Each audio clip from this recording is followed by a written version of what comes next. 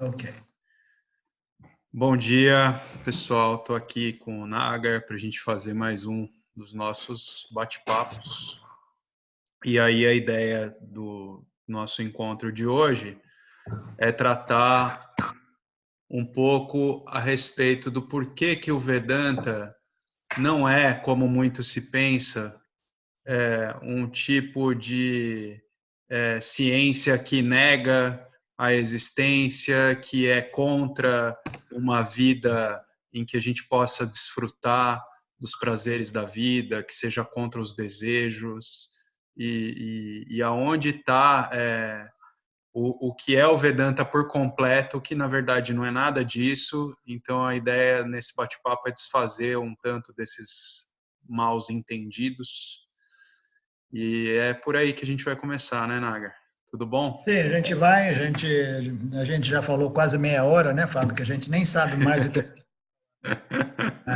Vamos começar e aí a gente vê onde é que isso vai. Sim, sim. Então, Bom, então a ideia é que eu passei por Osho Rajneesh quando eu era jovem, né? E o Osho, ele sendo um indivíduo, né, com uma personalidade muito rebelde, era aquele que era contrário a tudo, desde pequenininho. Ele queria se contradizer tudo que diziam para ele como se diz? Objetar, né? objetar no sentido de O- o- refutar, rejeitar. Refutar opiniões, argumentos, filosofias. Ele queria, era um cara polêmico, era o próprio polemix. Ele gosta de uma polêmica, entendeu? Então ele nesse Polemizador. sentido, ele apresentou, ele criou esse modelo de espiritualidade, né, em torno a esse personagem chamado Zorba de Buda. O Sim. Zorba, esse personagem grego, que era o cara que desfrutava de todos os prazeres possíveis e imagináveis, né, que Samsara tem para oferecer. Esse cara, ele juntou esse conceito, né, dessa personalidade com a personalidade de Buda, né?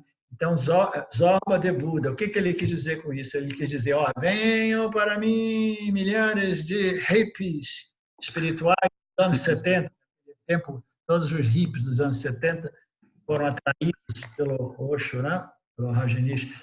Então, venham para mim, porque eu tenho a espiritualidade, e a espiritualidade aqui, ela não nega nenhum prazeres, nenhuma dessas festas, dessas orgias, das drogas, nada precisa ser renunciado, e não somente isso, eu vou chamar você de renunciador, porque ele começou a chamar todo mundo de sannyasi. Sannyasi significa aquele que renunciou. Uhum. Mas a única coisa que ele pedia a gente de renunciar era um nome velho e pegar um nome novo, entendeu? Uhum. Isto permanecia o mesmo, todo mundo correndo atrás de todos os prazeres possíveis através de comida, sexo e todo o resto, entendeu? Experiências mais. E o aspecto o único integrante, né? O único elemento espiritual que ele oferecia era um leque de 108 meditações para você escolher como você quiser, e terapia, né? Então, ele apresentou essa proposta de viver no mundo como um sannyasi, que foi uma piada, foi um modo que ele teve de provocar, né, de atacar a tradição, né, dos sannyas, chamando de sannyasi. Você vai ser um sannyasi, um status, senhor de si mesmo, e você pode continuar curtindo droga, sexo, comida, todos os prazeres da vida sem nenhum problema, porque aqui a gente uniu, né, o Zorba com o Buda. Né? Uhum. Contrassenso tudo isso, naturalmente, mas atraiu todo mundo. É por isso que ele tinha mais de 1 milhão de discípulos. E ele era muito vaidoso por haver mais de 1 milhão de discípulos inscritos e catalogados naquela época, antes dele morrer. Então, essas pessoas vieram para ele porque essa proposta dele, esse modelo, era muito atraente, naturalmente.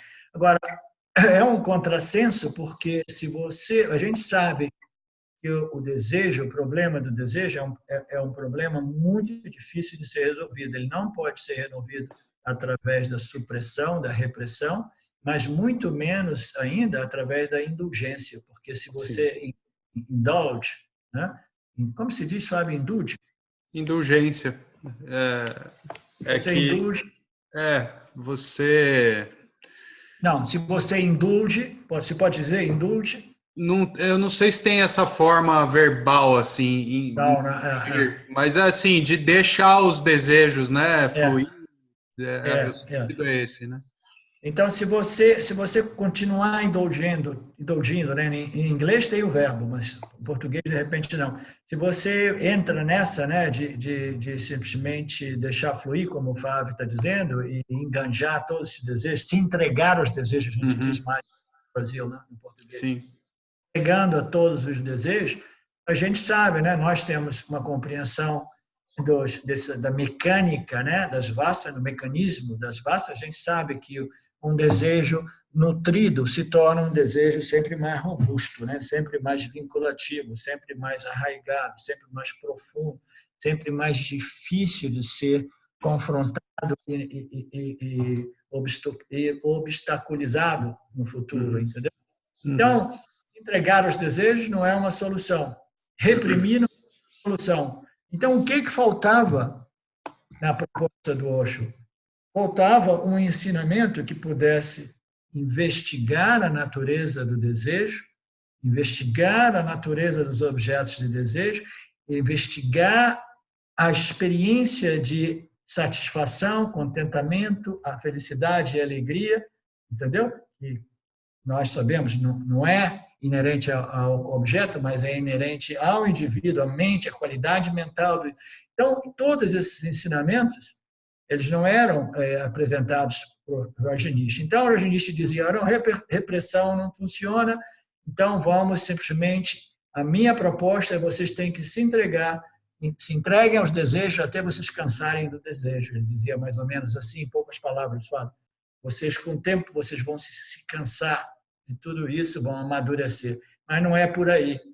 O único modo de a gente amadurecer e crescer é através da compreensão, do conhecimento, da análise da minha experiência, guiada, né, naturalmente, por alguém, por um professor, ou pelas escrituras, naturalmente, ou por um guru válido, né? Mesmo que não seja um guru vedantino, mas um guru que realmente tenha alguns elementos de análise lógicas básicas e fundadas na experiência humana que possam permitir a gente examinar, né, o nosso curso de vida.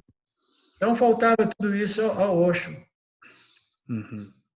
Agora, existem pessoas, essa foi uma proposta mais ou menos do Fábio, de a gente falar sobre isso. Se existem pessoas no nosso grupo, eu acredito que ainda existam, que vivem, que sentem que o Vedanta seja contra a vida, contra a satisfação, contra os prazeres da vida, né? Se existem pessoas, então aí sim nós temos um tema que a gente pode discutir aqui, porque o Vedanta absolutamente não é contrário à vida, ele não é a favor da repressão, da supressão. O Vedanta é a favor da compreensão, da análise e compreensão das minhas experiências, do modo que eu vou vivendo a minha vida e os resultados, né, das minhas decisões, escolhas e ações em perspectiva do karma que volta para mim depois, né? Então, Vedanta é fundado em pura compreensão, conhecimento, né, com base na lógica bem examinada daquilo que é a experiência de cada um de nós. É puramente prático o Vedanta. Então, essa análise, ela não é uma análise que diz assim, olha, você precisa de abandonar o mundo, ir para uma caverna, ir para uma floresta, entendeu? Ir para os Himalaias, negar qualquer valor à vida, entendeu? Suprimir todos os seus desejos, todos os seus... Absolutamente não.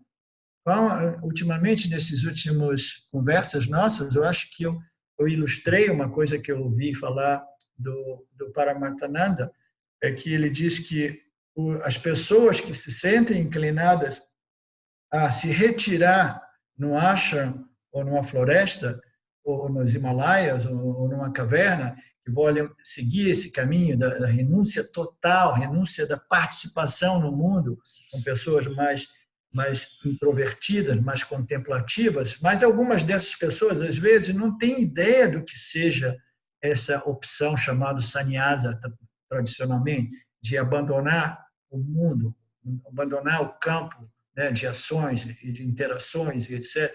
A menos que o indivíduo esteja muito preparado, é um desastre você fazer isso.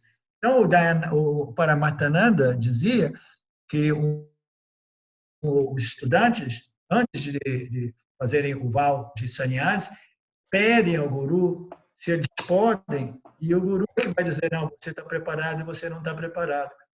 Por quê? Porque se você não estiver preparado, vai ser um mal para a tradição e vai ser um mal para você. O que isso significa dizer?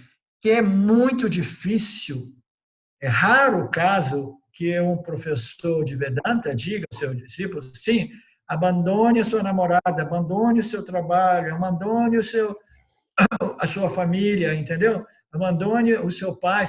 Jamais, os professores de Vedanta jamais dizem, eles dizem, esteja onde você está, entendeu? Fuja do seu karma, viva, trabalhe o seu karma, cresça através do seu karma e viva de modo alegre, feliz, contente, através da compreensão daquilo que nós chamamos karma yoga. Entendeu? É absolutamente pro-life, para a vida, e não contra. Entendeu? Quem é que é contra a vida no mundo espiritual? A galera do yoga. A galera do yoga acredita que a iluminação, a liberação, somente é possível através da fuga do mundo. Sim. Fuga do samsara. Então, você vai para um lugar, você vai meditar, meditar, meditar, meditar, vai começar a desenvolver uma vassana por meditação, aí você começa a entrar naquele estado chamado samadhi, desaparece o mundo, desaparecem os objetos, desaparece o sujeito, você vai naquele vazio, você vai no absoluto, como que a gente chame tudo isso, você começa a ter essas experiências místicas. Isso sim é negar a vida, entendeu? Isso sim, tá bom, você está evitando todos os problemas da vida, né? Mas você, evitando todos os problemas da vida, a menos que você seja um raro indivíduo, você está perdendo a possibilidade de desenvolver e crescer através da interação com os problemas da vida, porque é ali que a gente vai crescendo, entendeu? Existe nisso talvez uma certa falta de compreensão da diferença entre discriminar e negar, Nagar? Você acha que isso tem a ver também? A negação é tida como uma negação do mundo, que é quase nihilista e que você precisa fazer isso para se iluminar. Essa é mais ou menos a ideia, que eu não sei se é geral, mas existe no mundo da yoga, como você falou. Né? Eu tenho que negar o mundo para encontrar a iluminação. Quando, na verdade, o que a gente tem que fazer é discriminar, né? A realidade aparente do mundo, que é Ishvara, com todas essas leis inteligentes que regem o campo, e eu preciso integrar isso na minha compreensão, né? A partir da discriminação, né? Sim. Não, você falou uma coisa muito importante, ainda bem que você levantou esse ponto, para a gente não perder, que ilustra muito, né? As pessoas confundem, sim, Fábio, elas confundem discriminação com negação. Quando a gente diz que o Vedanta, mas veja bem, a discriminação entre Atma e Anatma, o ser e o não ser, o ser real e o ser aparente, entendeu? Essa discriminação, em outras palavras, entre Satya e Mithya, é a prática, ou é o instrumento, né? Ou é a sadhana final do Vedanta, entendeu? De discriminar você, consciência pura, entendeu? De tudo aquilo que se modifica. Você, consciência, mais se modifica de todo e qualquer objeto, né? Que aparece dentro, né? Do escopo da sua consciência, né? Tudo que se modifica é anátema, é o não ser, ou o ser aparente, um objeto de experiência. E você, esse único princípio, sujeito, né? O sujeito absoluto, o sujeito real, você. Então, essa discriminação, absolutamente, como o Fábio está dizendo, ela não implica em negar a existência de Mithya.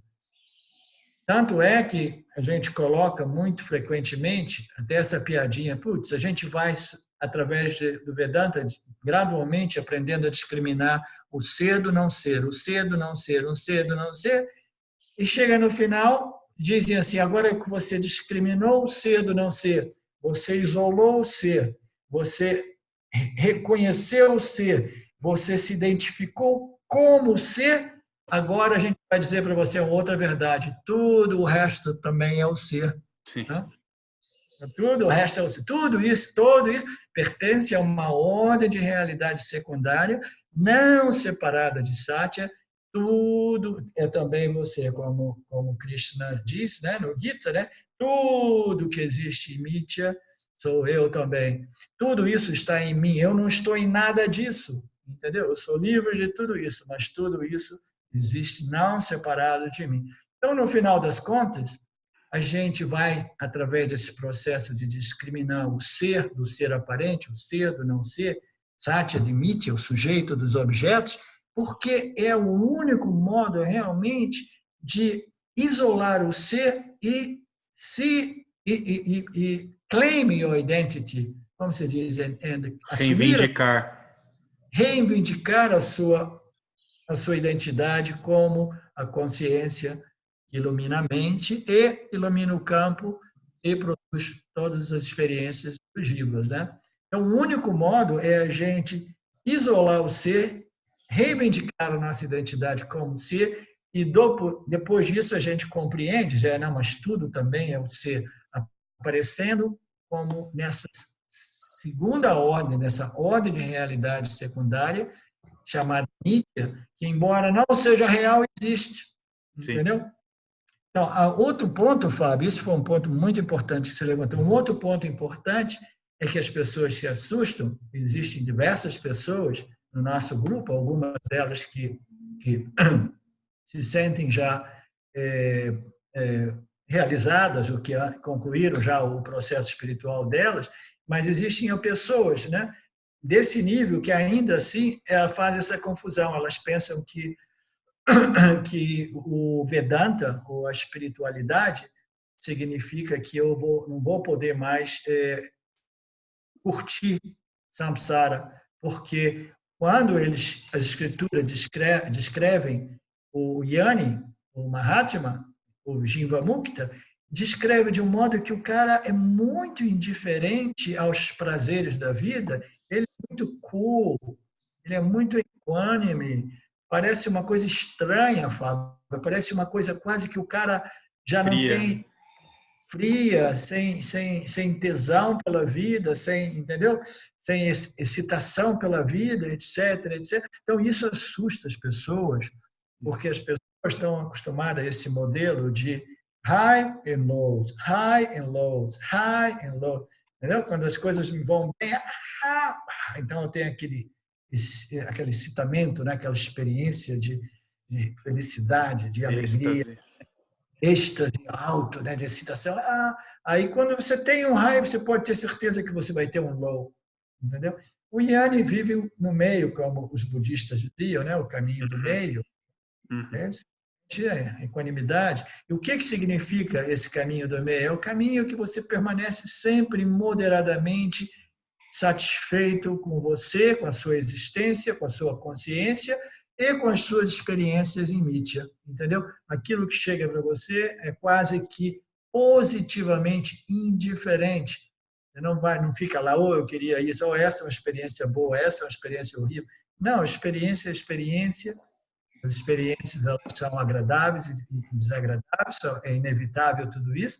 Então, uma pessoa de sabedoria, realmente, ele se torna positivamente cool, positivamente frio, mas não é frio no sentido de indiferença, ou de preguiça, ou de indolência, ou de depressão, não.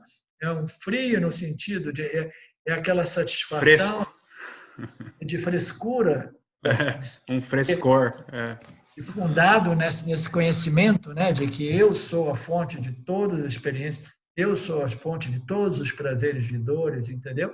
E estabelecido como ser, eu estou além dos prazeres e dores, além dos altos e baixos.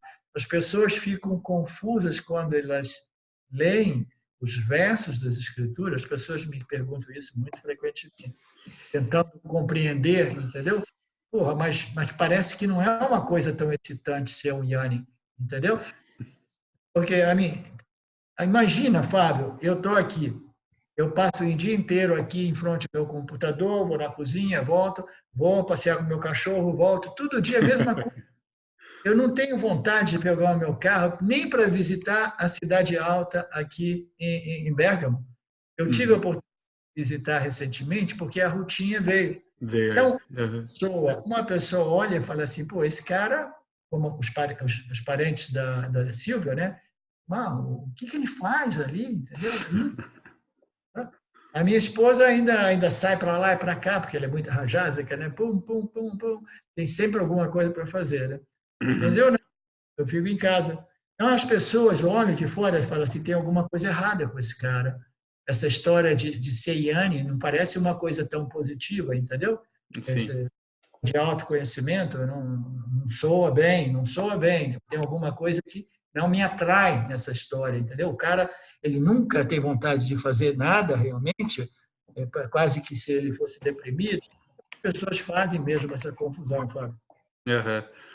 Só ia comentar que a palavra que a gente usou de frescura aqui no Brasil tem um sentido pejorativo, que é frescura é a pessoa que quer tudo do jeito que ela quer, então ela é fresca, né? Sim. Mas é no sentido de um frescor, né? O Yanni, ele não tem essa excitação, como você falou, pelos altos da vida e nem fica embotado pelos baixos da vida. E tem sempre um frescor, né? Ele está daquela Sim. perspectiva de autoconhecimento, Sim. onde tudo é completo por si, né? É. Pleno, então É. tem um frescor. De novo me fez lembrar a figura do Ramana Maharaj. Imagina o cara que passou 20 anos naquelas cavernas xixelentas, sem banheiro, sem nada, cheio de insetos, e depois, quando levaram ele, começaram a criar um ashram, ele ficou lá a vida dele inteira sentado naquela cama dura de madeira.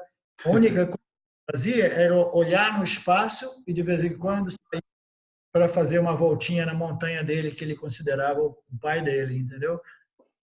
Acordava às 3 da manhã para cuidar dos bichos também, né? Era a única Ele coisa. acordava às 3. Naturalmente comia um pouco de karma também, mas imagina que Sim, vida sim. mais sem graça, né? Visto dos olhos dos outros, né? É. Então, Naga, e aí eu fiquei pensando aqui em algumas questões que envolvem, né, essa. O que é o autoconhecimento? É você estar livre para desejar também, no sentido de que você é livre dos desejos, então você pode se satisfazer em alguns objetos que podem lhe oferecer algum tipo de satisfação, tipo você com os jogos da Champions League. Mas há uma liberdade nisso, né? É diferente Sim, de sim. você ser controlado, estar preso pelos seus desejos, né? E eu me lembrei de um vídeo que eu assisti do Shin Mayananda outro dia, que ele comentava um dos versos do Gita, e ele falava assim que eu acho que ele trouxe alguma coisa do Swami Tapovan, que era muito assim, não, fica aqui, né? Não vai lá para baixo, porque é o Sansara e tal. Quando ele estava lá no alto dos Himalaias com o Tapovan, e o Shin Maya negou um pouco isso, né? Falou, não, você tem que ser aquele que é capaz de ser como um taxista em Calcutá.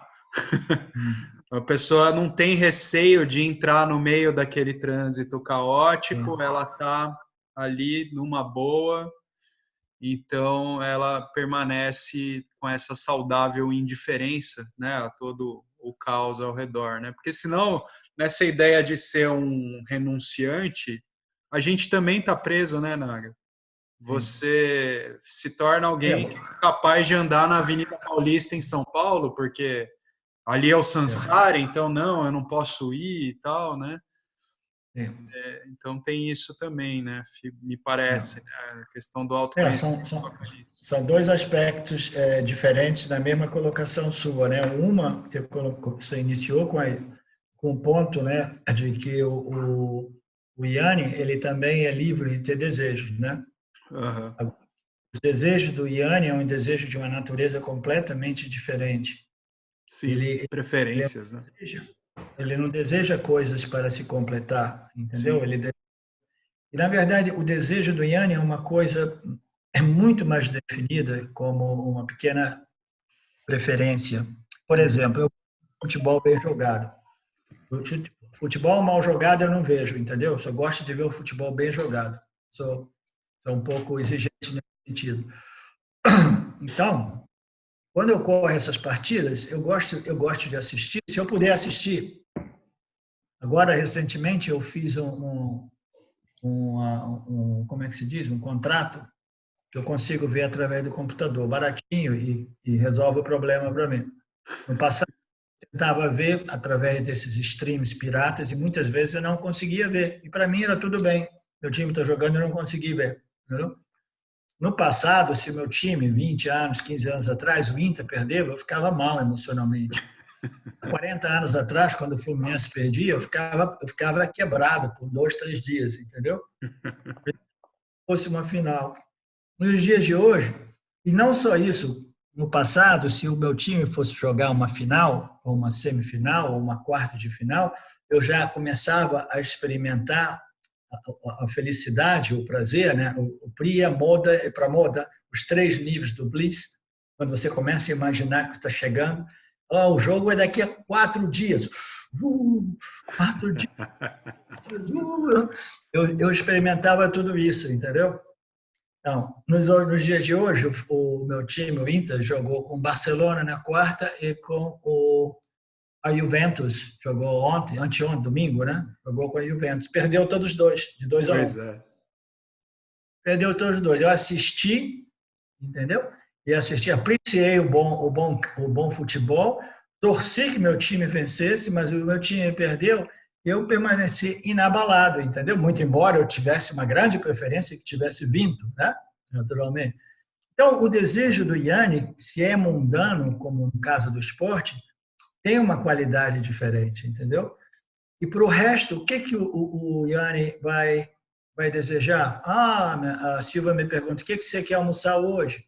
Eu falo, me surpreenda. Não quero surpreender o quê? Aí eu, tem que escolher alguma coisa, entendeu? Então, o que a gente vai desejar? Né? O que o Shankara desejou? O que Dayananda desejou? A gente tem o desejo de compartilhar esses ensinamentos, porque eles são liberantes, Sim. e é importante compreender que o Yanni, ele não extrai a felicidade dele através dos resultados de suas ações, entendeu? Ele não Exato. depende de uma pala, entendeu? Ele já enjoy como carta, ele enjoy como fazedor da ação. No processo ele já está enjoy, porque essa é a minha natureza. A minha natureza é fazer isso, entendeu? É cortar lenha, fazer uma comida. Aquilo que eu faço, aquilo que eu faço, aquilo que eu enjoy, entendeu?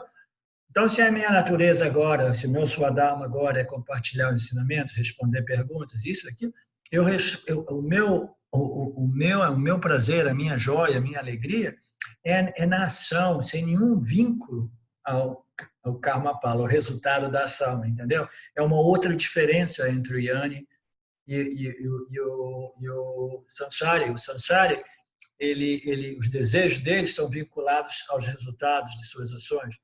E o desejo do Yanni, ele não tem nenhum vínculo com o resultado, é simplesmente no fazer. Isso é que eu quero fazer, essa é a minha contribuição, etc. Sem nenhuma expectativa, Sim. referência ao que vai Sim. sair disso, né? O que vai nascer disso, né? Exato. A ênfase está na ação, sabendo que a própria ação também, ela não é real por si, né? Ela está na interdependência de múltiplos fatores do campo, né? Sim. Você age simplesmente porque é possível viver sem agir e te dá prazer, etc. Então, faz aquilo que você faz, mas sem nenhuma expectativa em relação a um subproduto, né? Um efeito colateral, né? Sim. Eu gosto quando o Swami Paramarthananda ele fala que a liberação é a própria liberação de expectativa sobre os resultados, né? Porque quando a gente age desse modo, a gente está livre na ação, né? Está livre para agir de qualquer modo. Sim. Então é isso, como você falou, Naga. Você não está vinculado a resultados específicos. Fora isso, você pode atender a certas preferências, né? O Yanni é livre de agir, é livre de não agir, Sim. entendeu? E é livre de agir e não agir, né? Uma mistura dos dois. Exato. Legal. Ele não é compulsivamente, né, compelido a agir, e nem é compulsivamente suprimido a não agir, no caso da pessoa extremamente tamásica, entendeu? Ele naturalmente ele age quando ele age e não age quando ele não age. Uhum. E, em geral, os yanis são um pouco mais preguiçosos, em geral, né? Alguns são mais dinâmicos, mas, em geral, os yanis se tornam um pouco mais preguiçosos, porque o que move as pessoas, quase sempre no mundo, é o desejo de agir para obter o resultado da ação, entendeu? Uhum.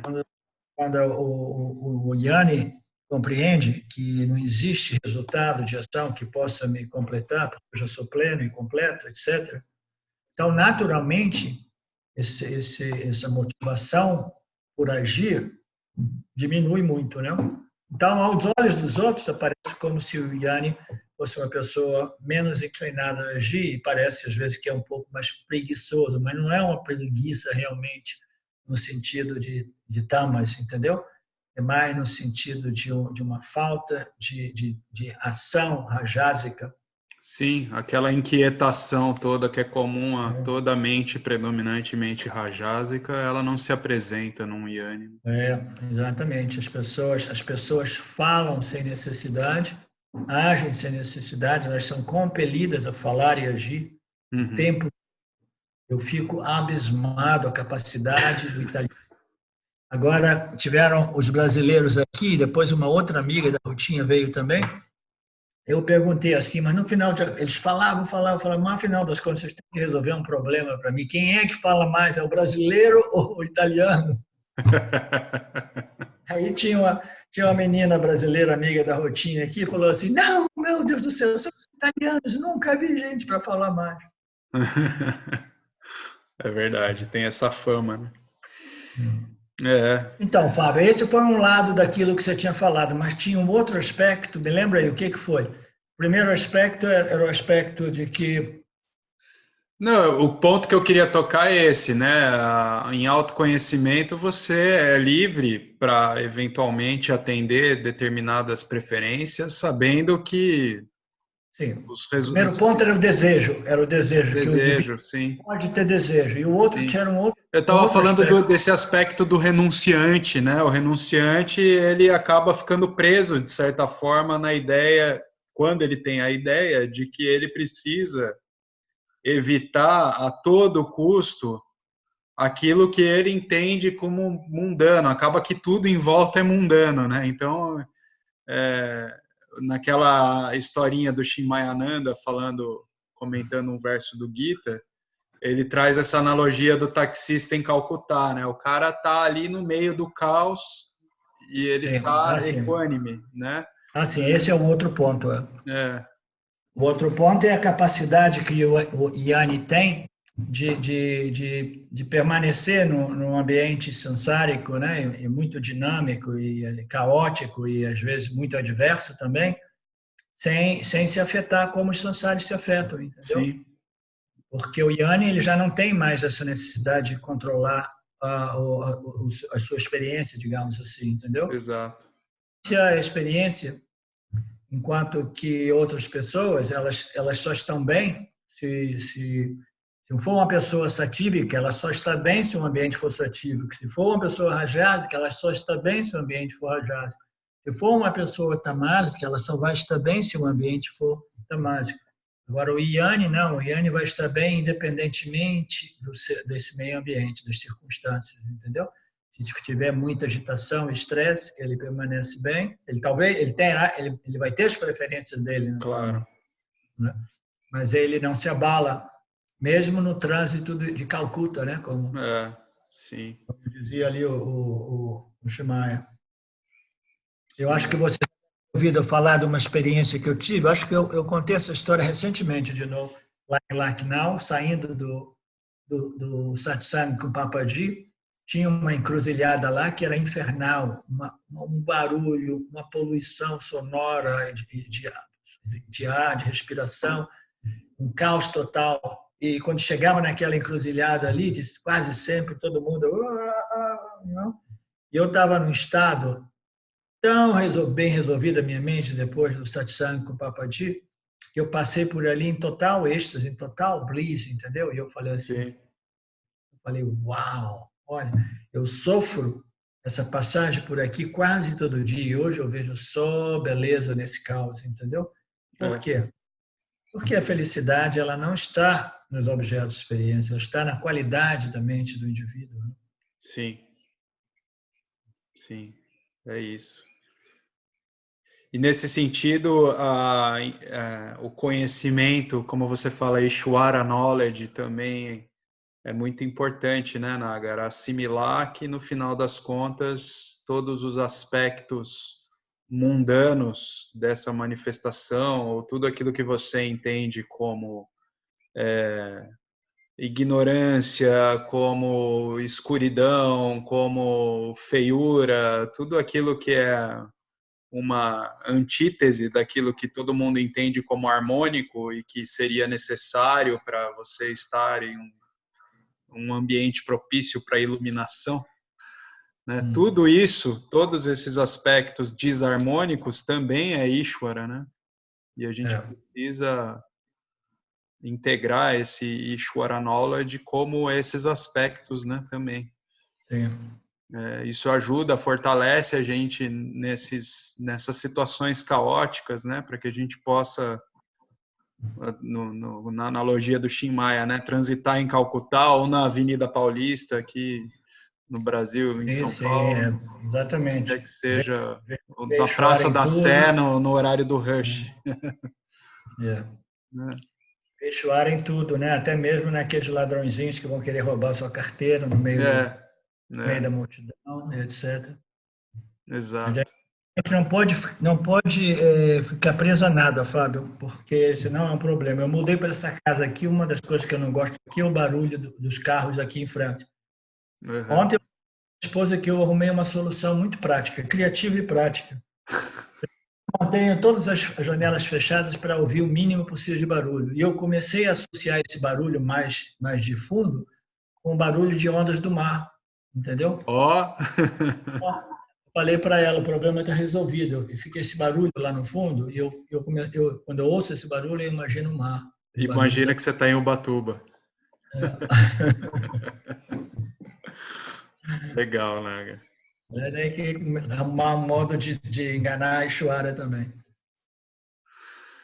Então, conclusão da nossa conversa é que Vedanta é pró-vida, é pró-curtição, né, dos desejos também, desde que a gente não esteja vinculado, preso. Ótimo que você voltou para o tema da nossa conversa, porque hoje eu estou um pouco mais agitado aqui, não estou tão bem focado. Vai viajar? Vou viajar amanhã cedo. Então, o Vedanta, para fechar esse ciclo, o Vedanta não é anti-vida. O Vedanta é a favor da felicidade, a favor da vida, mas o Vedanta ele demonstra, por pura lógica, que a felicidade não se encontra em nenhum objeto de experiência. A felicidade é a nossa natureza e dependendo da nossa condição mental e dependendo do nosso conhecimento, da nossa educação, da nossa capacidade de assimilar esses conhecimentos das escrituras do Vedanta, a gente vai perceber que essa felicidade é a natureza do Jiva, entendeu? Independente de ter que tentar controlar a experiência desse objeto sim, esse objeto não, etc. Então, o Vedanta ele simplesmente vai provar para o indivíduo, ó, se você gosta tanto, tanto, tanto de ir para o shopping center todo dia para fazer isso e aquilo, e tomar sorvete, né? Você gradualmente você vai analisar a sua experiência e você vai começar a compreender o defeito em todos aqueles momentos de prazeres que são seguidos por momentos de dor, e frustração, e dependência, e apego, e vínculo, e etc. Você vai analisando sempre mais profundamente tudo isso, chega um ponto que você diz assim, não quero mais ir para o mall, não quero ir mais para o shopping centers, entendeu? Porque agora eu desenvolvi também a sensibilidade de compreender que aquela energia samsara, que é uma energia que perturba a mente de qualquer pessoa, entendeu? E etc. E eu desenvolvi uma qualidade mental a qual agora eu começo a perceber, a experimentar essa joia, essa satisfação, esse contentamento, independentemente de estar aqui ou ali na companhia de fulano ou ciclano, na minha solitude, na minha própria tranquilidade, eu experimento essa alegria, esse contentamento. Por quê? Porque minha mente ela foi refinada, purificada, de tal modo que agora eu percebo e experiencio, né, esse contentamento. Então, o Vedanta é pela alegria, é pelo contentamento, Sim. mas não esse contentamento, alegria, felicidade Que indireta, depende das circunstâncias. dependente dos objetos de experiência que não estão sob os nossos controles. O Vedanta é pró-felicidade, alegria e contentamento, e ele nos educa a poder viver essa vida independente das circunstâncias da vida, trabalhando as nossas mentes de tal modo que a gente possa curtir esse néctar natural relativo à nossa real natureza. Então, é totalmente a favor da felicidade, entendeu? Mas se a pessoa acredita que eu tive um namorado, um marido, 3 namorados, um outro marido, 5 namorados, e se eu ainda acredito que eu vou encontrar o homem ou a mulher da minha vida que vai resolver o meu problema, entendeu? Isso significa que Vedanta não é para aquela pessoa. Sim. Porque o Vedanta vai dizer, olha, me desculpe, mas não existe pessoa que possa resolver esse problema seu, entendeu? Todos esses namorados, todos esses maridos estavam ali como possibilidade de aprendizagem para você, de modo que tu pudesse compreender que não existe ninguém ou nenhuma circunstância, nenhum objeto de experiência que possa te realmente completar. Tá? E vai dizer o porquê. Porque você já é completo e você não sabe, você não se tocou ainda, você precisa de conhecimento. Você está sendo operada pela essa ignorância universal que te compele, né, a tentar obter alguns objetos e evitar outros. E esse é o sinônimo de isso é que significa samsara, essa vida de altos e baixos, de tantos sofrimentos, de tanta dor, tanta frustração, com alguns momentos de satisfação. Então, o Vedanta ele é a única solução, o autoconhecimento é a única solução para remover o sofrimento e estabelecer o indivíduo nessa condição de alegria, contentamento e Sim. satisfação, independente dos objetos diferentes. Enquanto a gente está alimentando ideias que muitas vezes partem de um misticismo, né, daquilo que seja alcançar esse autoconhecimento, que erroneamente as pessoas entendem como algum tipo de experiência, e se fosse assim o nome seria autoexperiência e não autoconhecimento, né?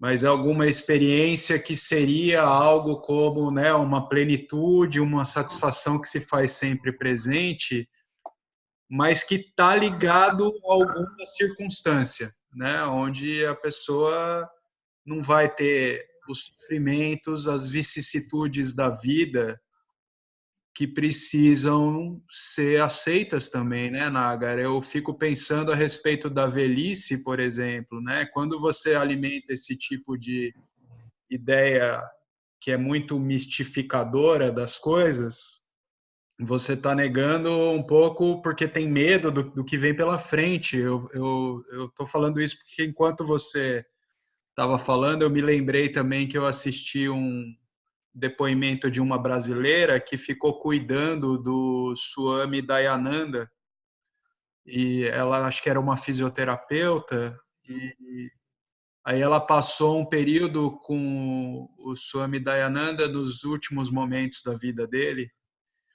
e ele já estava na cadeira de roda, ele sentia muitas dores, e ele falou para ela isso, falou, não, tudo isso a gente tem que acolher como Ishvara também, né? Todas essas dores, toda essa limitação do meu corpo, isso é Ishvara, né?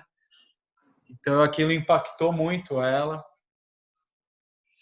Enfim, eu me lembrei desse outro ponto agora, né, Nagar? Porque enquanto a gente entende que de alguma forma a felicidade ela é circunstancial, inevitavelmente isso vai gerar sofrimento em algum momento, né? Porque Sim. se a gente tomar o fato da velhice, por exemplo, né? A idade avança, o nosso aparato corpóreo já vai se modificando, né? Os sentidos vão funcionando mal e assim a gente parte até o declínio total do corpo, né?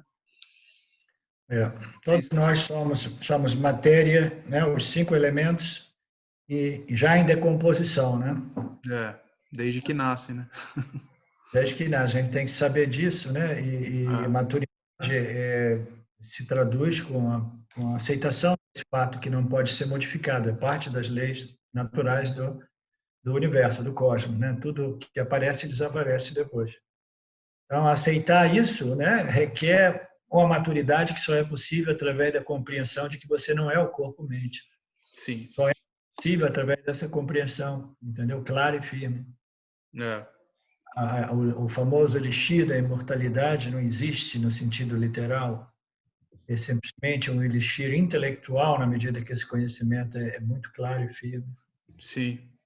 Você pode viver até mesmo através velhice, da doença e da morte, né, a decomposição do corpo, sem falar com tudo isso. Esse é o grande teste, né?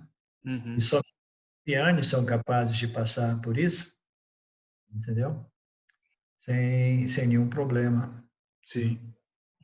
E a Nenhum problema. beleza que eu entendo do que o Swami Dayananda falou para essa moça, por exemplo, né, quando ele fala toda essa dor, toda essa limitação do corpo é Ishvara também, mas quem somos, né? A gente é aquele que conhece Ishvara, né? Eu sou essa essência, conhecimento que independe de todas as circunstâncias que estão no âmbito de Ishvara, né?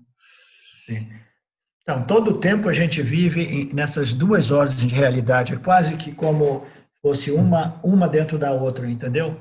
Do ponto de vista do Jiva, requer muita maturidade. A consciência não requer nenhuma maturidade, porque a consciência é livre de qualquer qualidade.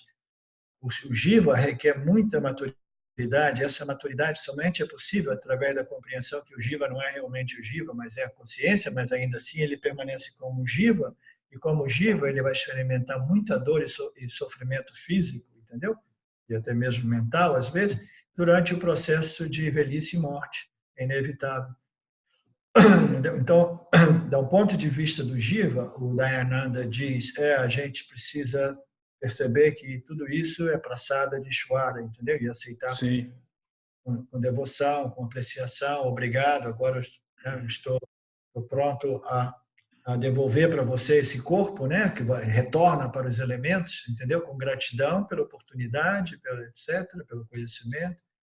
Então, isso do ponto de vista do Jiva, né? Mas o que permite o Jiva, né, exercer esse espírito karma yoga é o fato do autoconhecimento do próprio Jiva, que ele sabe que, na verdade, eu não sou o Jiva, eu sou a consciência, entendeu? Eu, como consciência, eu estou imunizando o Jiva. Exato. Então, que o meu Jiva pode dizer obrigado, Ishvara, obrigado pela oportunidade, eu aceito tudo isso como prasad, eu como Jiva. Tudo é possível somente através dessa compreensão, né? Desse conhecimento, referência à nossa real identidade como Satya.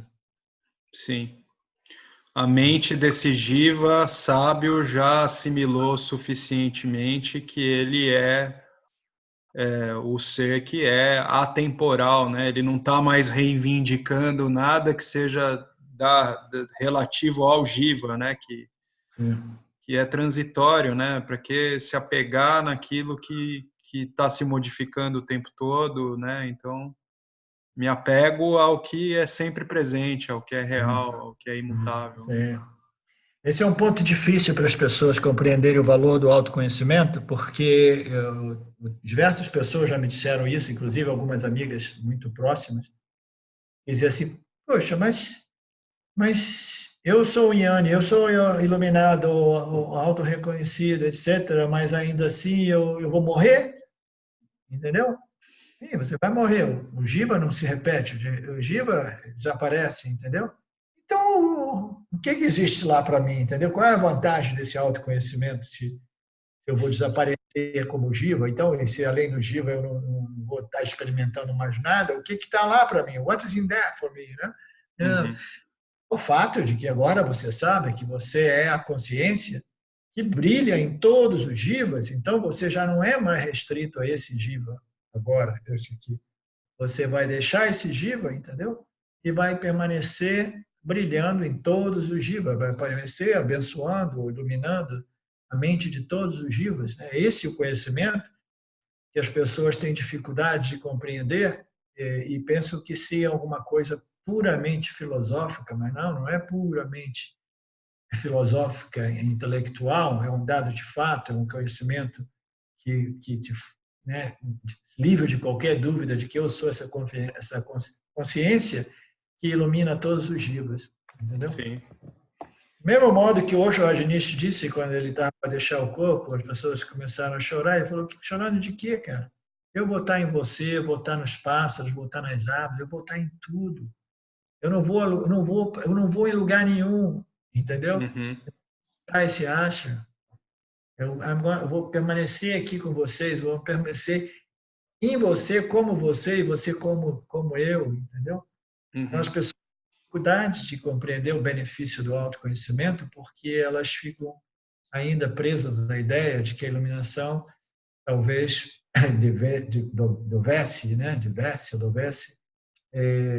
produzir uma condição de imortalidade para o Jiva, entendeu? De Sim. eternidade, da eternidade para o Jiva, como o Jiva. Sim. Como E é o mesmo autoconhecimento que, na verdade, só faz sentido ele ser assimilado em vida, né, Nagar? Porque esse autoconhecimento que me faz entender que, ok, então essa consciência conhece mente, corpo e conhece todos os objetos ao redor, todos os objetos sencientes ao redor também são esse mesmo princípio que revela tudo aquilo que é conhecido, né? Então você E é importante se compreender ancora que nisso, né? esse princípio revela tudo que existe a ser conhecido através de todos os jivas, todos Uhum, os seres vivos. Eu exato. sou esse princípio que brilha em todos os seres vivos, Que, entendeu? portanto, Eu, é a essência de todos e tudo, né? por acaso, esse fenômeno chamado Maya faz com que eu, a consciência, me identifique com um corpo específico através do qual, entendeu? Esse reflexo produz um senso de autoexistência É, independente. Entendeu? Então, é esse senso de autoexistência independente, pessoal, né, é que precisa ser resolvido de modo que eu entenda que eu, a consciência, eu continuo iluminando tudo através de todos os meus jivas, entendeu? Eu existo iluminando tudo através de todos os meus jivas, jiva Fábio, jiva esse, jiva aquele. Eu, a consciência. Você, a consciência. sim. E também permanece existindo, sempre presente, independente de revelar qualquer coisa, né, Naga? É aquilo que simplesmente é a existência livre de todos os atributos, né? Sim. Independentemente do universo manifesto ou não manifesto, né? Essa existência existe. Em outras palavras, Fábio, é um reconhecimento que resolve esse problema que é a vassana mais original, a vassana mais primordial que existe, a A vassa número 1, que projeta esse universo em manifestação, entendeu? Que é uma vassa por experiência. Essa vassa por experiência, ela faz com que as pessoas tenham medo de autoconhecimento e moksha, e de repente eu nem volto mais para reencarnado, porque existe essa dependência, essa ideia de que eu preciso de experiência para poder apreciar a minha existência. Entendeu? Então, essa vassa primordial por experiência é que ela vai se desenvolvendo gradualmente, chega um ponto que o indivíduo vai perdendo esse desejo por experiência e, no final da conta, ele perde até um certo desinteresse, dependendo do temperamento do indivíduo, um certo desinteresse em geral pela vida, né? Um dos poucos interesses que permanece é de compartilhar esse ensinamento, que permite às pessoas se libertarem dessa necessidade por experiência também, entendeu? Uhum. Maravilhoso. Obrigado, Nagar.